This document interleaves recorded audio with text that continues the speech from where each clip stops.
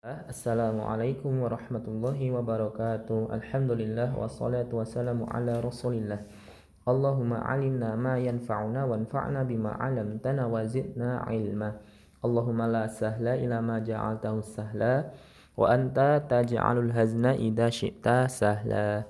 Kaifa halukum anak-anakku semua siswa kelas 4B dan 4A rahimakumullah. Semoga kalian dalam keadaan sehat dan terus semangat untuk belajar. Alhamdulillah, kita bersyukur kepada Allah pada pertemuan kali ini kita masih bisa belajar bersama dalam pembelajaran Al-Quran Hadis.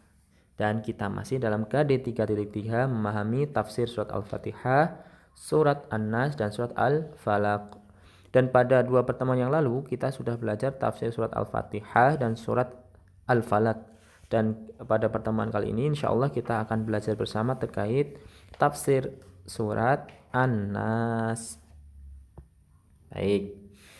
Surat An-Nas merupakan surat yang ke 114 atau yang terakhir ya di dalam Al-Quran.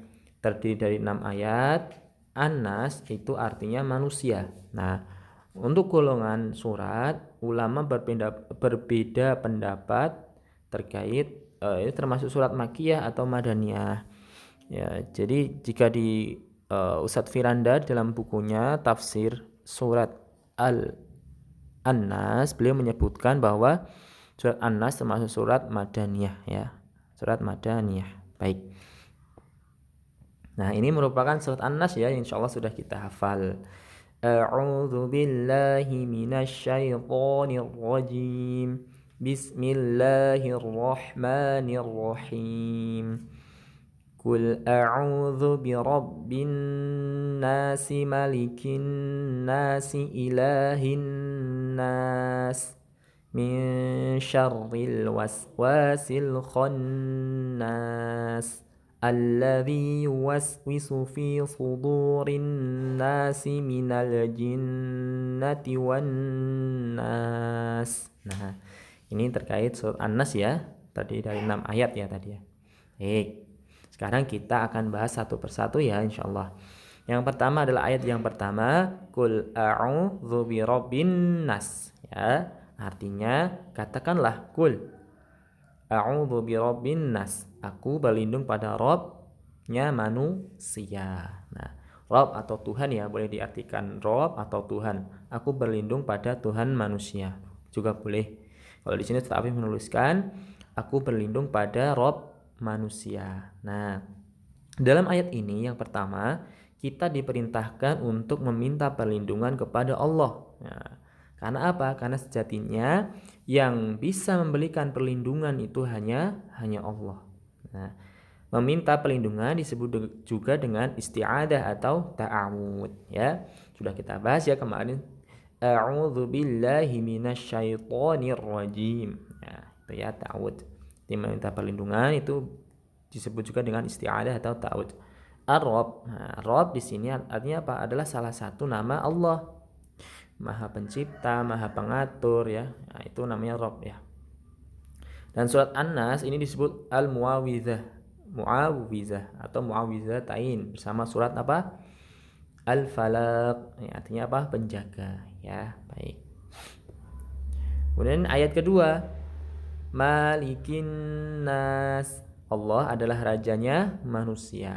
Nah, ini kita diberitahukan oleh Allah bahwa salah satu nama Allah adalah Al-Malik. Nah, hanya Allah yang boleh menamai dirinya sendiri ya. Jadi kita nggak boleh menamai nama Allah misalnya. Jadi apa misalnya? Nama-nama yang tidak Allah sebutkan atau tidak diberitahukan kepada kita, maka kita nggak boleh. Jadi kalau Allah menyebutkan misalnya di sini Malikin Nas, Allah adalah rajanya manusia. Oh, berarti salah satu nama Allah adalah Al-Malik atau raja. Ya. Raja di rajanya raja-raja gitu ya. Allah Ta'ala yang menguasai manusia dalam semua urusan dan Allah Ta'ala tidak butuh kepada manusia ya. Banyak misalkan ada raja ya. Kemudian mereka menyembah raja misalnya di Thailand misalnya. Di Thailand itu kan ada raja ya. Mereka jalan sampai menyembah-nyembah itu kan raja. Namun Allah rajanya raja ya. Jadi dan Allah tidak membutuhkan bantuan manusia sedikit pun. Misalnya seluruh manusia nggak menyembah Allah, maka Allah tidak akan mengurangi kekuasaannya, tidak mengurangi apapun dari Allah. Namun yang butuh adalah manusia kita ini, ya. Kitalah yang butuh Allah, ya. Kitalah yang butuh Allah. Jadi kitalah yang butuh untuk beribadah kepada Allah. Nah, kemudian ilahin nas, Allah adalah sesembahan manusia. Nah, ilah, Allah itu ilah atau sesembahan manusia. Nah, dan salah satu nama Allah adalah Allah. Allah. Nah, Allah itu apa, Ustaz? Allah adalah sesembahan yang berhak disembah, ya. Jadi satu-satunya sesembahan yang berhak disembah itu ya Allah. Karena apa? Karena banyak sembahan selain Allah kan. Lihat saja misalnya agama apa menyembah apa, agama apa menyembah apa. Namun hanya Allah lah sesembahan yang berhak untuk disembah. Ya. Nah, ya. Tadi Allah menyebutkan Allah adalah Rabb, Maha Pencipta, Maha Pengatur. Ya. Tidak ada yang seperti Allah ya. Siapa sesembahan ya agama lain misalnya? Apakah mereka pencipta atau pengatur? Tidak. Hanya Allah lah sesembahan yang berhak disembah. Nah, dan menyembah ya pada selain Allah adalah kesyirikan ya. Jadi kita nggak boleh menyembah kepada selain Allah. Jika kita menyembah kepada selain Allah, maka kita adalah syirik. Dan syirik adalah salah satu kezaliman yang paling besar ya. Dan kita harus menjauhinya ya. Kita berdoa supaya dihindarkan dari kesyirikan ya. Kemudian ayat yang keempat, min syarril waswasil khannas, ya, dari kejahatan atau bisikan setan ya. Nah, waswas ya, sikap waswas itu adalah sesuatu yang buruk dan harus kita jauhi. Misalnya kita sholat ya, misalnya sholat kemudian tadi udah 3 rakaat atau udah 4 rakaat ya misalnya.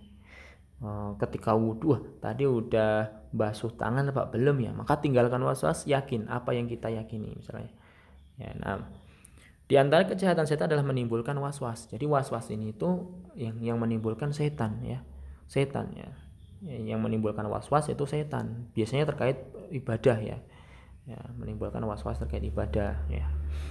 Allah Ta'ala memerintahkan kita untuk meminta perlindungan kepadanya dari bisikan setan dan dari waswas setan. Jadi ya kita berlindung kepada Allah ya. Kita berlindung kepada Allah. Kemudian yang membisikkan waswas dan kesesatan ke dalam dada manusia. Jadi setan itu membisikkan waswas kemana? Yaitu ke dada-dada manusia atau ke hati manusia ya. Karena setan itu sangat dekat ya. Disebutkan dalam sebuah ayat bahwa mengalir ya, di darah manusia ya. Jadi setan itu mengalir dalam darah manusia, aliran darah manusia gitu ya.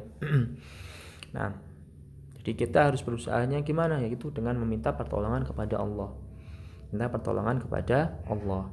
Dan nah di sini minal jinnati wan nas ya, bisikan dari golongan jin dan manusia. Jadi setan itu ada dari golongan jin dan manusia ya. Dan jin itu merupakan salah satu makhluk Allah, itu jin. Jin itu artinya tertutup ya. Kalau bahasa Arabnya itu jin itu artinya tertutup. Maksudnya apa? Tertutup dari pandangan manusia.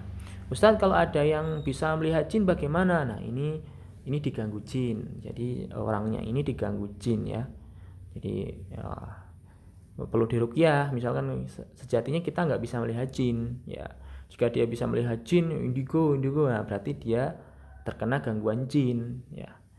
Nah, salah satu cara untuk mencegah gangguan jin adalah membaca surat An-Nas pada pagi dan petang. Nah, di antara cara untuk mencegah kita itu surat An-Nas ya, secara khusus ya. Kalau secara umum ya kita membaca zikir pagi dan petang kan. Zikir pagi dan petang kan di situ ada surat-surat trikul ya.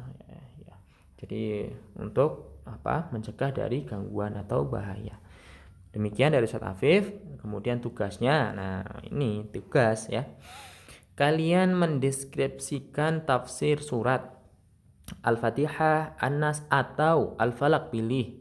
Boleh per ayat ya, nggak usah satu semua di kalian deskripsikan. Nah, deskripsikannya dalam sebuah poster atau gambar ya. Misalkan poster ya. Misalkan tafsir surat ini tadi, surat An-Nas misalkan. Misalkan kalian Al-Malik. Al-Malik kalian membuat kaligrafinya Al-Malik. Salah satu nama Allah adalah Al-Malik. Al-Malik apa? Dan seterusnya. Itu boleh. Pokoknya pilih salah satu sekreativitas kalian, boleh digambar, menggambarkan sesuatu ya, atau membuat poster juga boleh. Boleh menggambar, boleh menggunakan aplikasi yang kalian bisa juga boleh. Nah, namun syaratnya harus harus kreatif. Nah, harus kreatif dan sertakan nama, kirimkan ke grup ya, ke grup dengan menyertakan nama lengkap. Demikian dari Ustaz Afif untuk pertemuan kali ini. Wassallallahu wasallam ala nabiyina Muhammadin wa ala alihi washabbihi wa baraka wasallam. Pekan depan UHA ya. Assalamualaikum warahmatullahi wabarakatuh.